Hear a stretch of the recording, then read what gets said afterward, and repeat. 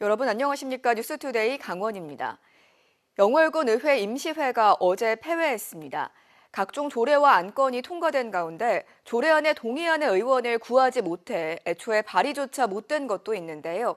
소수당인 더불어민주당 의원들이 이에 반발하고 있습니다. 이병선 기자입니다. 주시기 바랍니다. 이상으로 제320회 영월군의회 임시회 제2차 본회의 산회를 선포합니다. 영월군 의회 임시회가 모두 20건의 안건을 처리하며 막을 내렸습니다. 총 15건의 조례가 처리됐는데 이 가운데 소수당인 더불어민주당 의원이 발의한 조례는 없습니다. 지역의 갈등 유발 시설, 이른바 혐오 시설을 만들려는 신청이 들어왔을 때 이를 즉시 주민에게 알려야 한다는 조례를 민주당 이명화 의원이 준비했었지만 대표 발의자 외에 2명의 동의를 얻어야 한다는 조건을 충족하지 못해 발의를 못했습니다. 발의를 하게끔 해주고 상정되었을 때 심의 과정에서 가결이든 부결이든 결정하면 되는 게 맞지 않겠습니까? 영월군 의회 의원은 총 7명인데 국민의힘 의원 5명과 민주당 의원 2명입니다. 발의자를 제외한 2명의 동의를 얻으려면 민주당 의원은 최소한 국민의힘 의원 1명에게 동의를 구해야 하는 겁니다. 민주당 의원들은 이전까지는 동의자를 구해 진행했지만 지난 겨울 계엄 국면을 지나면서 협조를 구하기 어려워졌다고 말합니다. 조례 특위 상정은 둘째치고 발의조차 어려워지자 지난달 민주당 의원들이 관련 자문을 받았는데 의안 발의 시 재적 의원 5분의 1 이상의 연서로 발의한다는 영월군 의회 조례는 발의자와 찬성자를 합하여 2명 이상이라는 결론이 나왔습니다. 더구나 도내 13개 시군은 이미 발의자와 찬성자를 합해서 계산하고 있습니다. 법적 검토를 받았음에도 불구하고 거절하는 것은 민주주의와 지방의회는 물론 영월군을 퇴보시키고 국민을 무시하는 처사라고 생각합니다. 여기엔 지난해부터 의정 활동을 둘러싸고 의원들 사이에 빚어진 갈등도 영향을 미친 걸로 보입니다. 국민의힘 소속 한 의원은 지난해 민주당 의원이 발의한 조례안이 부결된 뒤 5분 발언에서 동료 의원들을 비방하는 발언을 한 게 감정적으로 영향을 미친 것 같다고 설명했습니다. 의원들은 오는 23일 간담회를 통해 발의에 필요한 의원 수와 관련해 논의한 뒤 결정하겠다는 계획인데 자칫 임기를 1년 남기고 의회 기능 자체가 공회전이 될 수 있다는 우려도 나옵니다. MBC 뉴스 이병선입니다. 아시아 챔피언스리그 홈경기 춘천 개최를 두고 충돌했던 강원FC와 춘천시가 실무협의에서 진전을 보이고 있습니다. 하지만 춘천을 강릉과 비교한 김병지 강원FC 대표의 발언은 파장이 계속되고 있습니다. 이송미 기자입니다. 강원FC 구단 관계자들이 춘천시청 회의실로 들어갑니다. 김병지 대표이사가 기자회견을 통해 춘천시를 공개 비판한 지 나흘 만에 두 번째 실무협의가 열린 겁니다. 일단 아시아 챔피언스리그 춘천 홈경기 개최에는 뜻을 모았습니다. 춘천시는 먼저 홈경기 개최로 인한 가변석 철거 이전 등 공사 비용과 경기당 8천만 원의 개최 분담금을 강원FC가 부담하도록 요청했습니다. 또 아시아 챔피언스리그 개최에 따른 내년 상반기 K리그 경기 일정도 조율해달라는 입장을 전달했습니다.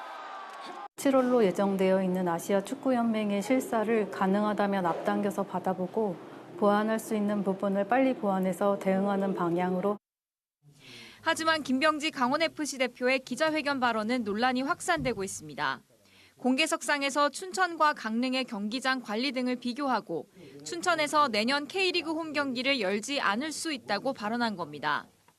춘천이 홈경기를 안 하는 방향으로 조절하지 않고 그렇게 될 수도 있다는 가능성을 하시는 건가요? 고려할 생각입니다. 지난주 춘천시 공무원에 이어 이번에는 춘천시 축구협회가 사과를 촉구하고 나섰습니다. 김병지 대표는 사과하라! 아시아 축구연맹의 홈 개최지를 알려줘야 하는 시한은 오는 5월 2일. 강원FC와 춘천시는 다른 지역에서 대회를 치르는 일이 없도록 3차 실무협의에서 합의를 이뤄내겠다는 입장입니다. MBC 뉴스 이송미입니다. 삼척 지역에는 우리나라 해양국방과학기술을 연구하는 중요한 시설이 있는데요. 과학의 날을 맞아 지역 어린이들에게 특별한 과학체험의 장이 마련됐습니다. 조규환 기자가 취재했습니다.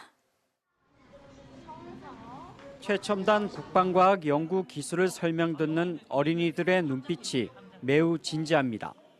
작은 모형으로 축소해 만든 잠수함과 구축함은 호기심을 자극합니다.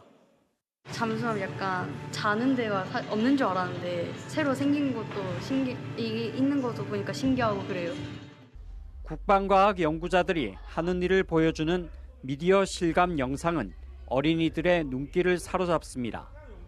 우리 바다에 잠수함이 몰래 들어와 공격하자 이를 찾아내 국산 미사일로 물리치는 영상을 보며 탄성이 절로 나옵니다.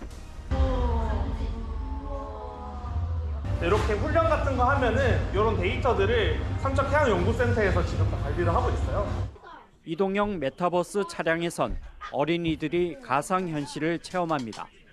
인체의 신비한 모습을 직접 살펴보니 더욱 흥미진진합니다. 새로운 경험이 되었던 것 같아서 안에 기관을 더 자세하게 알아본 것 같아서 재밌었어요. 국방과학연구소 삼척해양연구센터가 과학의 날을 맞아 특별한 과학체험 행사를 열었습니다. 지역 초등학생 40여 명을 초청해 안보 전시관을 소개하고 쉽고 재밌는 과학 강연도 선사했습니다. 지난 2021년 문을 연 삼척해양연구센터엔 국방과학 연구자 등 인력 70여 명이 군 함정과 수중소음 연구를 진행하고 있고 지역 상생 사업에 노력하고 있습니다. 앞으로 오늘 온 어린이들이 미래의 과학자가 돼서 저희 국방과학연구소에서 일을 할 수 있으면 참 좋을 것 같습니다. 지역의 국방과학 연구 시설이 모처럼 빗장을 풀고 어린이들에게 미래 과학자의 꿈을 심어준 뜻깊은 하루였습니다. MBC 뉴스 조규환입니다. 올해 편성된 정부 추경 12조 2천억 원 가운데 강원도 사업은 6억 8,500만 원만 반영된 것으로 확인됐습니다. 세부 사항은 산림인접마을 소화장치 설치 3억 5천만 원, 산불 진화대 안전장비 지원 1억 2,500만 원, 다목적 진화 차량 지원 2억 1천만 원 등입니다. 특히 산불 예방을 위해 임차헬기 운영 지원, 노후 산불 진화차 교체, 산불 감시원 배치 등 203억 5천만 원의 예산 증액을 국회에 요청할 계획입니다. 횡성군 우천면 용둔리 주민들이 군부대 신설에 반대하는 걸기대회를 열고 육군과 횡성군의 대책을 촉구하는 가두 행진을 벌였습니다. 용둔리 군부대 신설 반대 대책위는 육군이 주민과 횡성군에 이렇다 할 설명 없이 과거 군부 독재식 군부대 신설을 강행하고 있다며 추진사항 설명과 주민 지원 대책 수립을 요구하고 나섰습니다. 신설되는 부대는 육군본부 직속 2개 중대급 차량화 부대로 원주에 있는 미사일 전략사령부와 연관이 있는 것으로 알려졌습니다. 국내 마약 수사 역사상 최대 규모인 코카인 2톤을 적발한 사건과 관련해 해경이 필리핀 국적선원 2명에 대해 구속영장을 신청하는 등 수사를 확대하고 있습니다.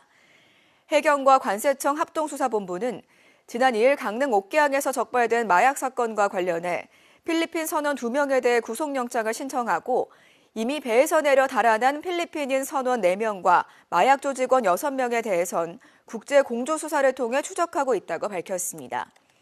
이들은 지난 2월 중남미에서 생산된 코카인을 싣고 페루를 출발해 한국, 중국 등으로 이동했으며 옥계항을 출항한 뒤 동남아시아 등에서 활동하는 다른 마약상으로 운송하려던 것으로 파악되고 있습니다.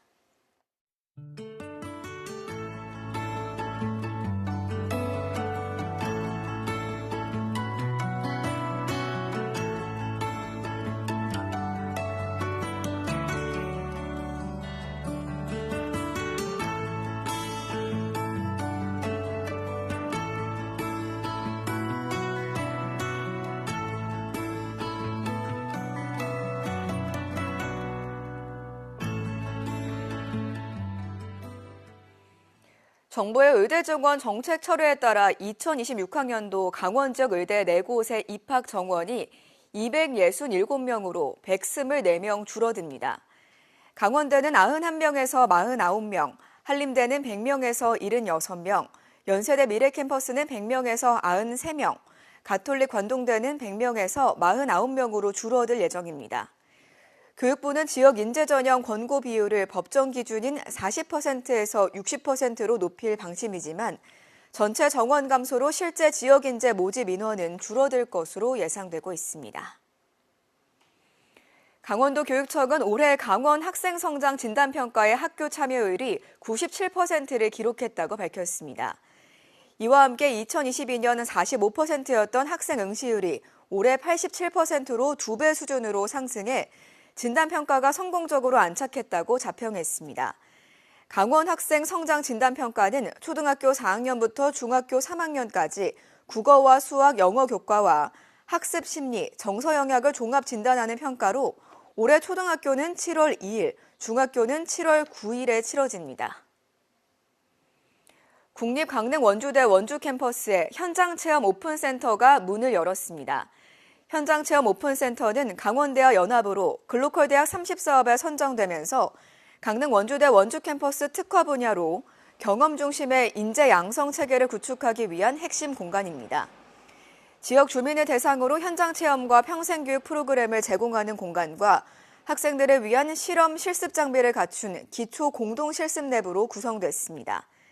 강릉 원주대와 원주시는 지역사회 발전과 지역산업 우수 인재 양성을 위해 적극 협력하는 내용의 업무 협약도 맺었습니다.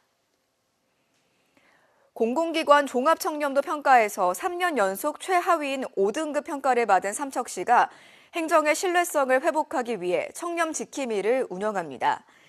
이를 위해 삼척시는 부패 취약 분야인 보조금과 인허가, 재정, 세정, 개혁관리 등과 관련한 4개 부서에서 청렴성과 조직 이해도를 갖춘 청렴 지킴이 40명을 선발했습니다. 청렴 지킴이는 공직사회의 부패와 비위 행위를 감시하고 반부패 청렴 정책에 대한 직원들의 의견을 모아 전달하는 역할을 맡습니다. 지난해 속초시 생활 인구가 하루 평균 12만 명대로 나타났습니다. 속초시가 KT의 빅데이터 플랫폼을 바탕으로 생활 인구를 분석한 결과 지난해 하루 평균 12만 2,653명이 머물러 속초시 인구 8만여 명을 크게 웃돌았습니다. 월별로는 휴가철인 8월에 하루 평균 13만 6천 명대로 가장 많았고 관광 비수기인 11월이 11만 8천 명대로 가장 적어 관광도시 특성을 나타냈습니다. 생활 인구는 주민등록 인구와 외국인 등록 인구를 포함해 하루 3시간 이상 머무르고 월 1회 이상 방문한 비거주자까지 총괄하는 수치입니다. 화천군이 민군 통합 상수도 설치를 위한 국방부의 지원을 촉구했습니다. 화천군에 따르면 2023년 기준 상수도 보급률은 군부대가 33%, 일반 주민 69%로 국가 상수도 보급률 99.4%에 비해 30에서 60%나 낮은 수준입니다. 화천군은 2020년 환경부로부터 민군 통합 상수도 설치 계획을 승인받았지만 총 사업비 규모가 화천군 1년 예산의 20%를 넘을 정도로 막대해 국방부의 지원이 필요하다고 강조했습니다. 설악권 환경단체가 영랑호에 부교가 설치된 이후 일대 철새 개체수가 줄고 있다며 조속한 부교 철거를 촉구했습니다. 속초 고성 양양 환경운동연합은 영랑호 부교가 설치된 2021년부터 2024년까지 매주 1회 시민조사단이 직접 조류 조사를 진행했습니다. 이상으로 강원 뉴스 마칩니다. 고맙습니다.